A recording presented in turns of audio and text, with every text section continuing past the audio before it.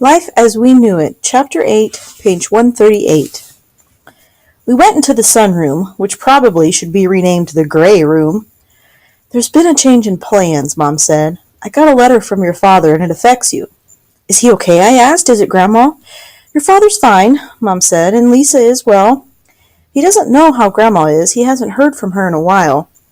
Miranda, I know you've been looking forward to your month in Springfield, but that's not going to happen this year.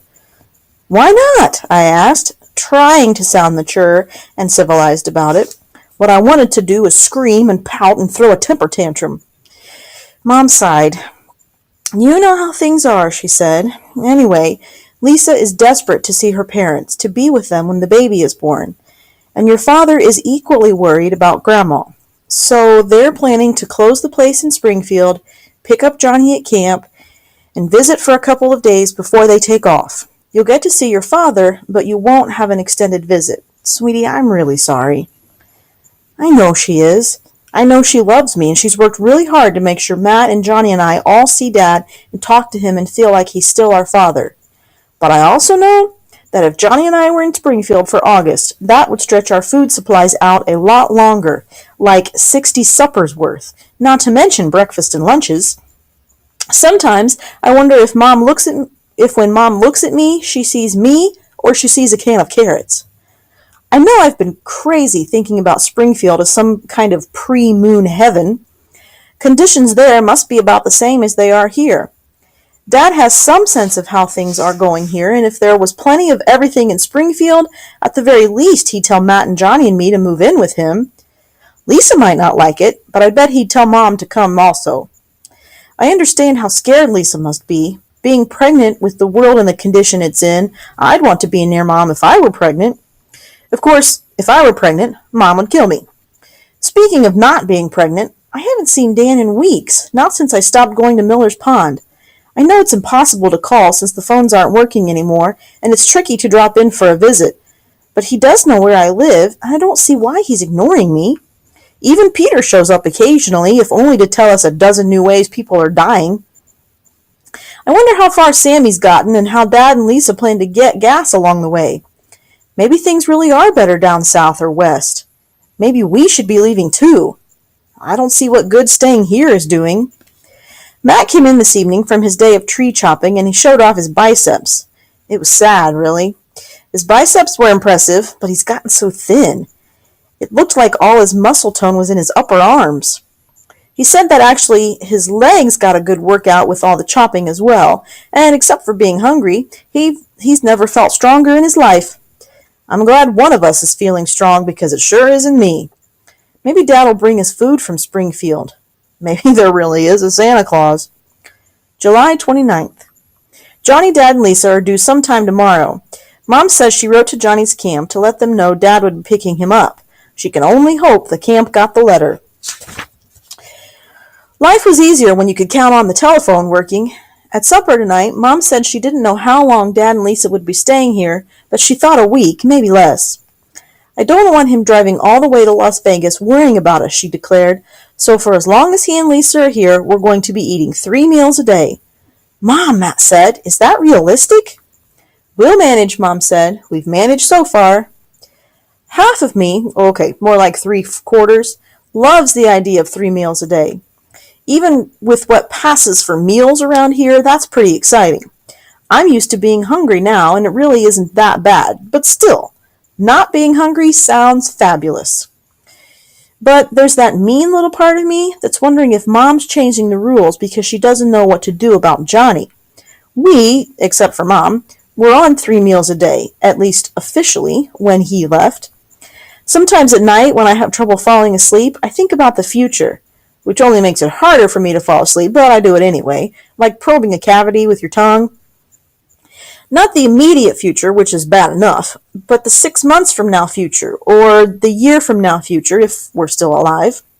Mom must be trying to work out the future as well. Maybe she thinks we'd be better off if Matt moved on, like lots of people are doing, or if I found some guy to protect me the way Sammy did. Then whatever food she has would be for Johnny until he's old enough to take care of himself. But I know Mom loves Matt and me too much to sacrifice us, and Johnny needs food now to keep growing and stay strong. which is a real problem for Mom. One that I think she's decided not to deal with until after Dad and Lisa are gone. July 30th. Johnny and Dad and Lisa are here. They got here this evening and it's been wonderful. Johnny looks good. He says they fed them pretty well, even though the farm was hard work and cut into baseball time. Dad's lost a few pounds, but he's always been thin, and it's not like he looks gaunt, just thinner. Definitely older, though, than when I saw him in April. His hair is a lot grayer and his face is way more lined. Lisa looks okay. You can tell she's pregnant, but she isn't big yet. I don't know if she should be looking more pregnant than she is, but her face is still round and her skin tone is great. My guess is Dad's seeing to it that she's eating properly, even if that means he's eating less than normal. I could see Dad checking all of us out, just like we were checking out him and Lisa. I wish I weighed more. Never thought I'd say that. Because I could see he was worried. And he has enough to worry about. I guess he had seen that Johnny looked pretty much the same and had hoped Mom and Matt and I would too. Not that Dad said anything, except how great we all looked and how wonderful it was to see us and how much fun they'd had driving Johnny home and hearing all about baseball camp. But even though it was wonderful seeing that Dad really is okay, because you have to worry when you don't see someone for a long time, the best part was all the stuff he brought us. He and Lisa came in a minivan, and it was loaded top to bottom. Dad had labeled all the boxes, and he left at least half of them in the van, which we hid in the garage. You don't have stuff out anymore. Even so, it took us 10 or 15 minutes to unload the boxes just for us. It really was like Christmas. Dad brought us cases of canned food, chicken noodle soup, and vegetables, and fruit, and tuna fish.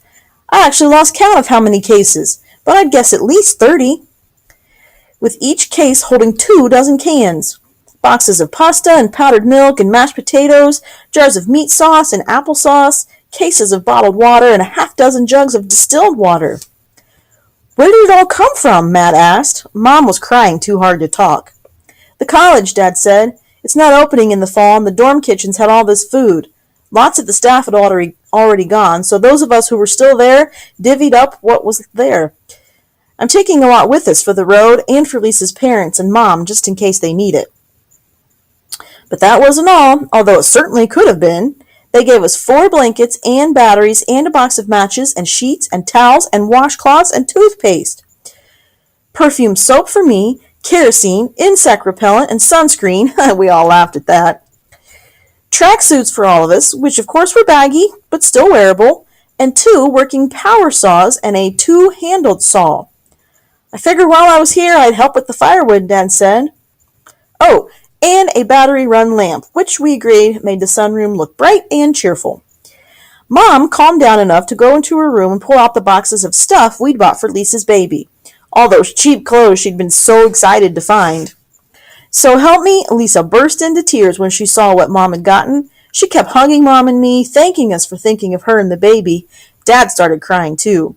And the only things that kept me from crying right along with them was my thinking how totally weird this all was, and Johnny rolling his eyes and Matt looking so embarrassed, which made me want to laugh instead of cry. Lisa unfolded every single piece of clothing, and we oohed and awed like it was a baby shower. Well, Matt and Johnny skipped the oohing and awing and unpacked some of the food instead. I have to admit, the little overalls really were cute. We stayed up until past 10, and then Mom, who's sleeping in the sunroom so Dad and Lisa can have her bedroom, shooed us out. I'm staying up late because I feel rich with batteries. It's fun to be extravagant. I know it won't last, that even those mountains of food Dad brought us aren't going to last forever. But for tonight, I can make believe. July 31st. Dad says however much wood we think we're going to need, we're actually going to need a whole lot more. And the most important thing he can do while he's here is chop. He also said we can't store the wood outside, even right by the side of the house. It'll be gone by October, he said. Nothing's going to be safe.